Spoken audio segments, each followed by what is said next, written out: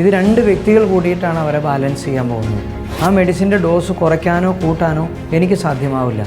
നിരന്തരമായ മെഡിറ്റേഷനിലൂടെ ഒരു ഡോക്ടറുടെ കൺസൾട്ടേഷനും അല്ലെങ്കിൽ ഡോക്ടറുടെ സഹായവും അദ്ദേഹത്തിന് ലഭിക്കുകയാണ് എന്നുണ്ടെങ്കിൽ മയക്കുമരുന്നും മദ്യവും എളുപ്പമാണ്. മാനസിക രോഗം വന്ന മിക്കവാറും ആളുകൾക്ക് ഏതെങ്കിലും തരത്തിലുള്ള മെഡിസിൻസ് ഉണ്ടാവും.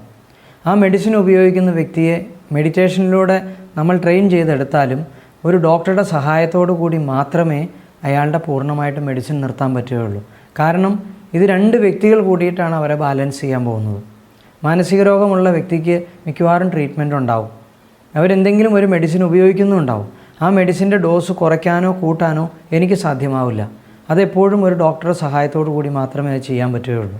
നിരന്തരമായ മെഡിറ്റേഷനിലൂടെ ഒരു ഡോക്ടറുടെ കൺസൾട്ടേഷനും അല്ലെങ്കിൽ ഡോക്ടറുടെ സഹായവും അദ്ദേഹത്തിന് ലഭിക്കുകയാണ് എന്നുണ്ടെങ്കിൽ തീർച്ചയായും ഈ പറയുന്ന മാനസിക രോഗവും അല്ലെങ്കിൽ മദ്യപാനത്തിൻ്റെ പ്രോബ്ലംസും ലഹരി പദാർത്ഥത്തിൻ്റെ അമിത ഉപയോഗവും എല്ലാം മാറ്റി ആ വ്യക്തിയെ ഒരു നല്ല രീതിയിലേക്ക് ആക്കി മാറ്റാൻ സാധിക്കും എന്നുള്ളതിന് ഒരു സംശയവുമില്ല.